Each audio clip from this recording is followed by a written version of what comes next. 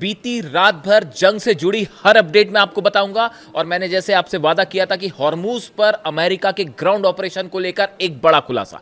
लेकिन पहले एक शॉर्ट में नजर ये डाल देते हैं कि कल रात को या फिर पिछले 24 घंटे में आप ले लीजिए, पिछले 12-13 घंटों में कहां कहां बड़े अटैक हुए हैं। देखिए, शारजा में अमेरिकी टेलीकम्युनिकेशन बिल्डिंग पर सीधी स्ट्राइक हुई है, इस पर ड्रोन अटैक हुआ है। बल्कि ये जब ड्रोन हमला हुआ तो मेरे एक वीडियो में एक कमेंट आया कि अभी अभी जो है वो हमला हुआ, और बाई चांस मैं उस समय ऑनलाइन था तो मैंने वो कमेंट देखा और उसमें एक दर्शक ने मुझे ये बताया, जो शायद शारजा में होंगे, उनकी तरफ से एक कमेंट आया कि साहब अभी अभी एक जो है वो ड्रोन स्ट्राइक हुई है। और वो खबर बिल्कुल सही हुई, अमेरिकी टेलीकम्युनिकेशन सेंटर पर ड्रोन अटैक हुआ है। अगर आप यूएई में हैं, आप सऊदी में हैं, आप कतर में हैं, आप जॉर्डन में हैं, और अगर आप मेरे वीडियो देख रहे हैं तो आप कमेंट करके बताइए वहां कैसे हालात हैं। आप जो भी अपडेट लेंगे मैं उसे अपने दर्शकों तक पहुंचाऊंगा। इसके अलावा आप देखिए, दुबई में टेलीकॉम फैक्ट्री पर हमला हुआ है, यानी ये कि बड़ा इलेक्ट्रॉनिक वॉरफेयर शुरू हो गया है। अब आप देखिए, ईरान की जो मिसाइल्स हैं वो ऐसी जगहों पर बरस रही है जो इलेक्ट्रॉनिक टेलीकम्युनिकेशन सेंटर्स हैं, उस पर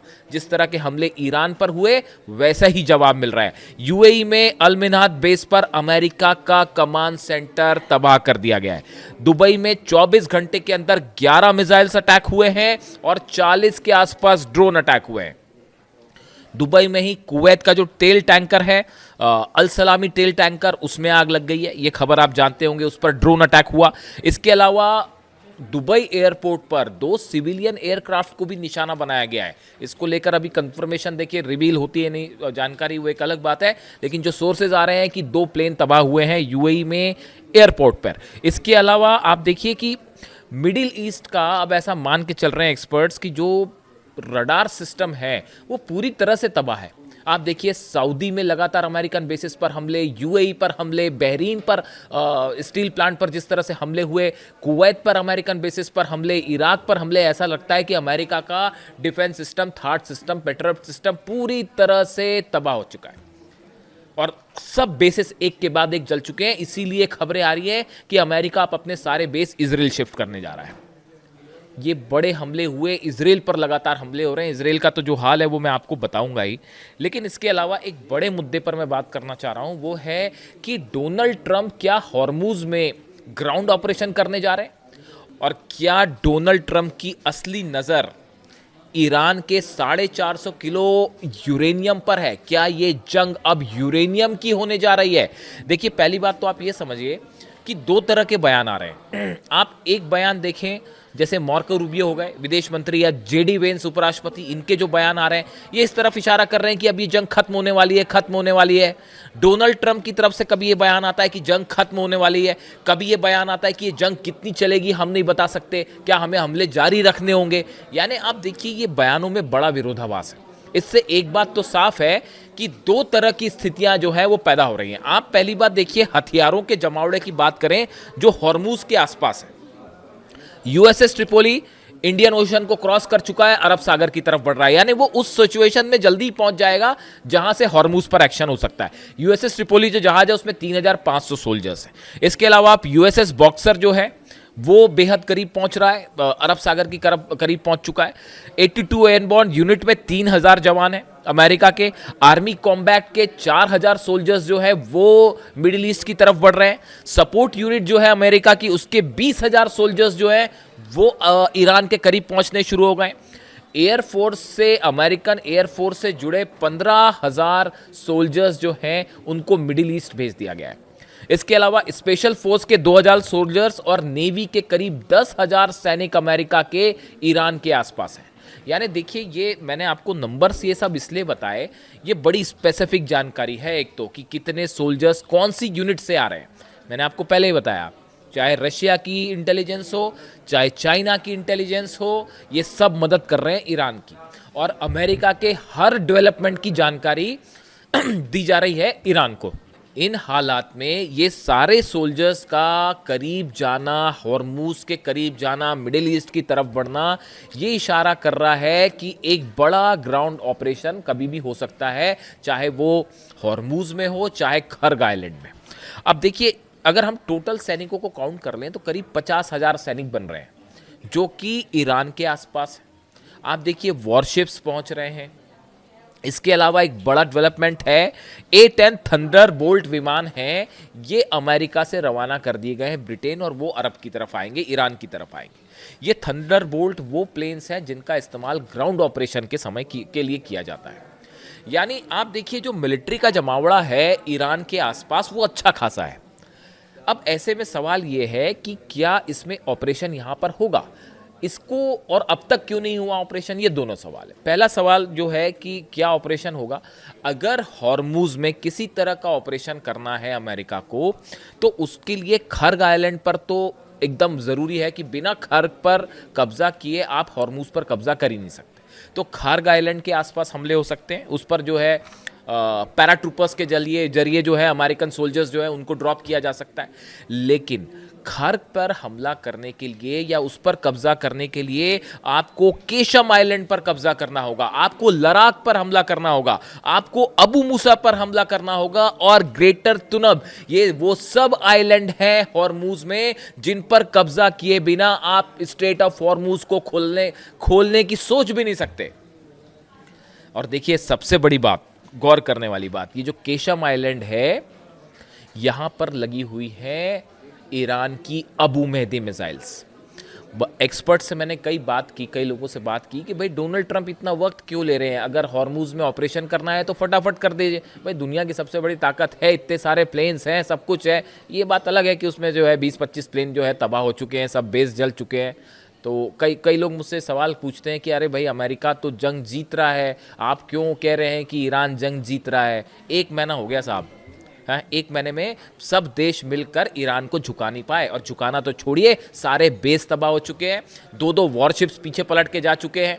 ऐसे हालात में आप कौन जंग जीत रहा है, आप खुद सोचिए, मैं क्या कहूँ उसमें। अब देखिए आगे जो है, जो हम जिस बात पे हैं उस पे हम रहें, कि आप देखिए इन सब आइलैंड्स पर आपको एक साथ हमले करने पड़ेंगे। आपको खर्ग आइलैंड पर कब्जा करना पड़ेगा डोनाल्ड ट्रंप को, केशम आइलैंड पर हमला करना होगा, लद्दाख, अबू मूसा, ग्रेटर, ये वो इलाके हैं जहां पर ईरान ने अपनी अबू मेहदी मिसाइल्स लगा रखी है। अब ये अबू मेहदी मिसाइल्स जो है इसके बारे में भी थोड़ी सी जानकारी होना जरूरी है।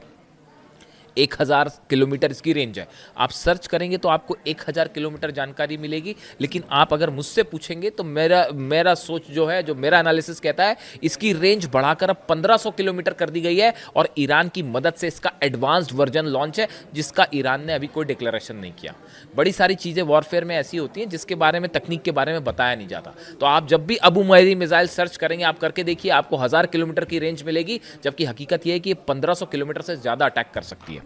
तो देखिए ये क्रूज मिसाइल है। क्रूज, इसकी सबसे बड़ी जो खास बात है वो ये है कि ये सी स्कीमिंग टेक्नोलॉजी है, यानी कहने का मतलब ये है कि ये समंदर के पानी के बिल्कुल थोड़ी सी ऊंचाई पर बड़े ही निचले तरीके से बहुत तेजी से बढ़ के अटैक करती है। क्रूज मिसाइल है, ये आसमान में बहुत ऊपर नहीं जाती, ये समंदर की सतह से जो पानी है बस लगे लगे उससे चलेगी, और बहुत ही तेज स्पीड से, और बड़ी ही एक्यूरेट मिसाइल है। यानी ये अमेरिका के जितने जहाज आएंगे यहाँ पे, सबके सब खतरे पे, सबके सब खतरे में, इसको ट्रेस करके हमला करना, रोकना बेहद मुश्किल।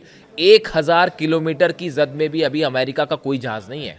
और जो एक्सपर्ट्स बता रहे हैं वो ये कि जिस दिन 1000 किलोमीटर से रेंज कम होगी, उस दिन अमेरिका की तरफ से आप देखिएगा सैकड़ों की संख्या में मिसाइल फायर हो सकती है। और सबसे बड़ी बात कि ये जो मिसाइल है, इसकी जो सबसे अहम बात है वो ये कि ये मिसाइल जहाज से भी फायर हो सकती है, पनडुब्बी से भी फायर हो सकती है, जमीन से भी फायर हो सकती है।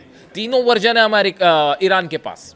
और ये जितने आइलैंड्स के मैंने नाम लिए, मैंने बार बार इसके नाम क्यों लेता हूं मैं, ताकि ये केशम आइलैंड, खार्ग हो गया, अबू मूसा हो गया, तुनब, ये जितने आइलैंड्स हैं ना, इन सब आइलैंड्स पे मिसाइल्स तैनात हैं, और सैकड़ों की संख्या में मिसाइल तैनात है। इसी वजह से जो बम्बार्डमेंट हो रहा है, जो आप रोज देख रहे हैं कि हर रात अमेरिका की तरफ से बंकर बस्टर बम्स गिराए जा रहे हैं, 1000 किलो के पेलोड के बम गिराए जा रहे हैं। मतलब ये हाल है कि हर दिन जो है करीब 1000 ठिकानों पर हमले हो रहे हैं तेहरान में, ईरान के अलग अलग ठिकानों पे। और अब ये हमले हॉर्मुज के आसपास हो रहे हैं।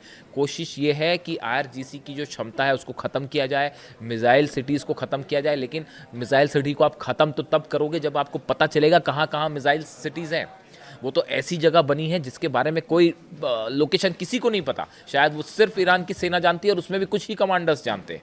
तो ऐसे सिचुएशन में जो मिसाइल है ये अबू मेहदी मिसाइल, इसकी खास बात ये एंटी एक्सेस एरिया डिनायल इसकी एक टेक्निक कहलाती है। एंटी एक्सेस या एरिया डिनायल एक टेक्निक है जो ईरान इस्तेमाल करता है, जिसका उद्देश्य दुश्मन की नौसेना को दूर रखना है। आप देखिए यही वजह है कि 1000 किलोमीटर के डिस्टेंस पे रहते हैं जो भी शिप आते, चाहे अब्राहम लिंकन आया, चाहे वो जेरल्ड आर फोर्ड आया, वो कोई ईरान के जो करीब गए वो सबके सब पीछे आ गए कि कब ये मिसाइल्स गिरने लगे और मुश्किल हो जाए। यही वजह है कि अब तक डोनाल्ड ट्रंप ने यहाँ पर अपने ना तो प्रॉपर जहाज अंदर भेजे हैं और ना ही सैनिक उतरे हैं। और ईरान की तरफ से 6 लाख सैनिक तैयार हैं, जो कि आधे से ज़्यादा उसमें ऑलरेडी उन लोकेशंस पर पहुंच चुके हैं जहां से वो स्वागत करने के लिए तैयार है अमेरिका को। वो जिस तरह से कहा जा रहा है, ईरान बार बार कह रहा है हम तैयार हैं, आप कदम तो रखिए, हम आपका कदम ही काट देंगे। इस तरह का कल बयान आया आईआरजीसी की तरफ से कि आप पैर रखिए, वो पैर को हम फिर उठने ही नहीं देंगे। तो ईरान की जो है वो ज़बरदस्त तैयारी, एक वीडियो भी रिलीज़ किया आईआरजीसी ने, आपने देखा होगा कि लाखों सैनिक जो हैं वो उसमें हॉर्मुज़ की तरफ बढ़ रहे हैं। और नया जो मिशन बना है उसमें तो लाखों युवा जो हैं वो शामिल हो रहे हैं आर्मी में, और हर कोई आईआरजीसी को ज्वाइन करने के लिए तैयार है। तो ऐसे सिचुएशन में अब डोनाल्ड ट्रंप ऑपरेशन करें हॉर्मुज़ में तो कैसे करें? अगर वो हॉर्मुज़ पर किसी तरह का कब्ज़ा करना चाहते हैं या अपने सोल्जर्स वहाँ पे उतारते हैं, तो ऐसी सिचुएशन में आपको सबसे पहले तो प्रतिरोध होगा कि वो जो जहाज़ आपके आएंगे उसको अबू मेहदी मिसाइल से पहला चैलेंज मिलेगा। दूसरा बड़ा चैलेंज ये मिलेगा कि वहाँ पे बड़ी सारी जो बोट्स हैं वो अटैक करेंगी।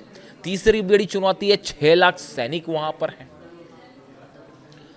वो आप पर हमला करेंगे। इसीलिए कहा जा रहा है कि अगर यहाँ पे ग्राउंड ऑपरेशन होता है तो ये अमेरिका के इतिहास की सबसे बड़ी चूक साबित होगी। देखिए सत्ता परिवर्तन तो हो नहीं पाया, आप देखें सत्ता परिवर्तन की जो कोशिश थी वो पूरी तरह से फेल हो गई। सत्ता परिवर्तन की जो कोशिश थी वो पूरी तरह से फेल हो गई। बल्कि अब तो ये कहा जा रहा है कि सत्ता परिवर्तन, हाँ सत्ता परिवर्तन हो रहा है, लेकिन वो अमेरिका में हो रहा है। वो डोनाल्ड ट्रंप अब सत्ता से बाहर होंगे, ईरान में सत्ता परिवर्तन नहीं होने जा रहा। और आपने देखा होगा, मैंने तो एक एक्स पर वो देखा, पता नहीं आप टेस्ट चेक करिएगा सही है या नहीं, कि डोनाल्ड ट्रंप की जो नीस है, भतीजी है, उन्होंने खुद ट्वीट करके इस तरह की बात कही एक्स पे कि सत्ता जो है परिवर्तन होने जा रहा है, लेकिन डोनाल्ड ट्रंप का सत्ता परिवर्तन होने जा रहा है, ईरान में कुछ नहीं होने जा रहा। वो मिशन फेल हो गया। जो एयर स्ट्राइक से ईरान को झुकाने की कोशिश थी वो फेल हो गई।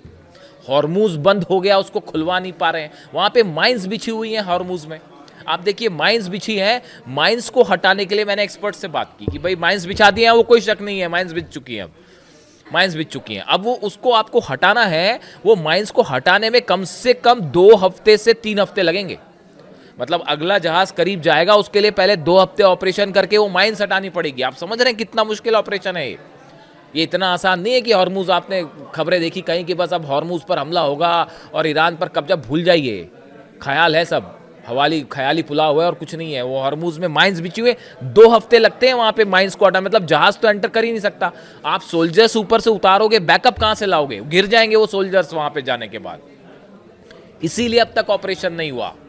अब आप देखिए, आप तेल के दामों की बात कीजिए, तेल के दामों में आग लगी हुई है।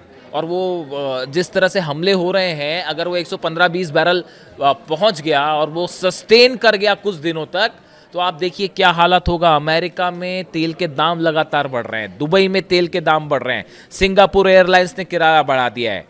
ऐसे हालात में देखिए अमेरिका में हमेशा क्या बात होती है, अमेरिका में जब भी महंगाई बढ़ जाती है ना, जब भी तेल के दाम बढ़ जाएंगे, गैस के दाम बढ़ जाएंगे, आम लोगों को दिक्कत होने लगती है, तो वहाँ सत्ता परिवर्तन हो जाता है।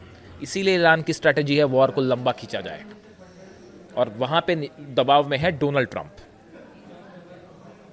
और जहाँ तक ग्राउंड ऑपरेशन का सवाल है, अमेरिका ने अपने जितने ग्राउंड ऑपरेशन किए उसमें आप सोच के देखिए कि कहाँ पे अमेरिका कंफर्टेबल सिचुएशन में रहा, कहीं नहीं रहा। वियतनाम फेल हुआ, इराक जबरदस्त ऑपरेशन था, पूरी तरह से फेल हो गया, अफगानिस्तान में फेल हो गया। आप देखिए जहाँ जहाँ अमेरिका की सेना ने कदम रखे वहाँ वहाँ असफलता हाथ लगी है।